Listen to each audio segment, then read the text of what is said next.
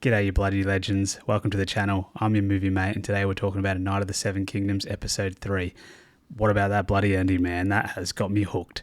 Alright, so I thought it might happen in this episode, but we basically got out inside an incident and that's the thing that's got me hooked into this season. This is definitely a step up over episode 1 and 2. I did like episode 1 and 2, but this definitely, especially with that ending and that twist, which I had no idea. I wasn't thinking anything of Egg, to be honest, before that he was going to be anybody of significance. But the fact that we get a twist at the end here, and it's not all as it seems. He's a prince, he's a Targaryen, and that really threw me. Obviously, it threw our main character Dunk as well. He had no idea, and definitely explains why he was a bit, tuned into the world, a bit more knowledgeable than Dunk.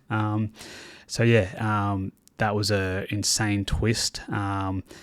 Pretty brutal. We obviously, in this episode 2, we basically established our new villain that I'm assuming is going to be our villain going forward for the show. I think his name's Arian, something like that.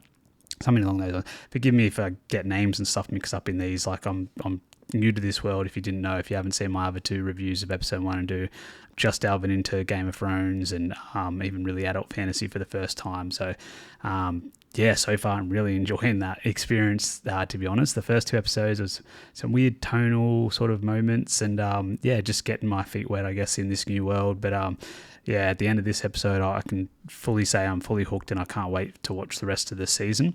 So I've got one more episode that I can watch today, and then I've got to wait like the rest of you for episode 5 and 6, and I can't wait. Really interested to see what happens next episode. But for this episode, besides that ending, I guess we said everything we need on that. I guess I should explain that it all sort of came from Dunk protecting his sort of love interest, or wanting to, as Arian, I think his name is, brutally broke one of her fingers because he didn't like her play, I guess. I'm not sure what was going on there. But anyway, Dunk had to rush in to save her, and by doing so, he basically put hands on a prince, which is a big no-no in any world, but I'm assuming in medieval times it's even bigger no-no. So yeah, a bit afraid for Dunk. I definitely had some flashbacks for a minute there. If anyone's seen American History X, you'll never forget, the gutter stomp scene in that, and I thought we are going to get something similar to this. One of the things I guess I touched on in the last review too, there was that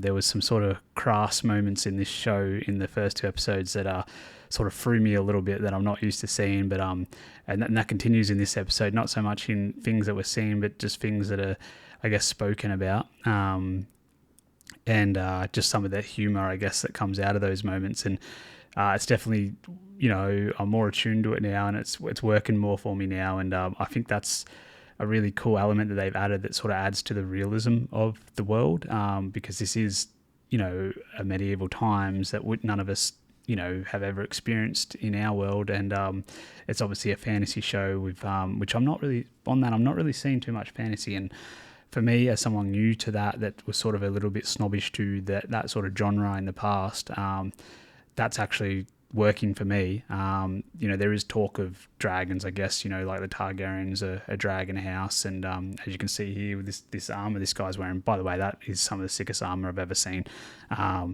That is like a really cool design, like really top notch. This show, as I pointed out in the last couple of reviews, like the costume design, production design, all that stuff is really good. And we definitely got some more action in this one with the tournament and some jousting. This guy's a complete douche. Like, he just straight up destroys one of the horses and makes a guy break his leg, and has no honor, this guy, clearly, like what he's done to the girl at the end. And then that jousting scene, like, this guy's a piece of crap. And a lot of people in this world seem to be, which is why Dunk stands out as one of the good guys. He was even approached in this episode to basically throw a fight. Well, not really to throw a fight. It was an odd one because they want him to win technically, but they want to gift him the win, and that he doesn't sit well with that. And, it goes against his honor. And, I don't see him going down that path. But honestly, with the way it ended, I don't even know if we're going to see him in the tournament. I mean, how do you basically beat the shit out of a prince and live in these times? I guess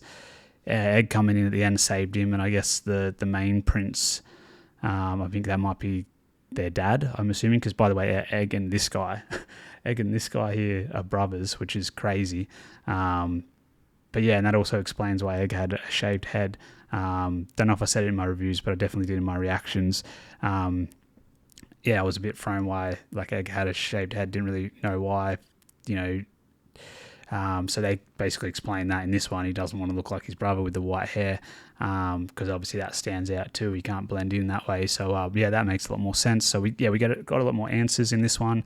The story's got a little bit more complicated, which is good because it's going to be very interesting to see how Dunk sort of gets out of this one. Obviously he's got Egg in his corner, and I feel like Baylor sort of is a bit different to the rest of his family, so maybe he'll help him out as well.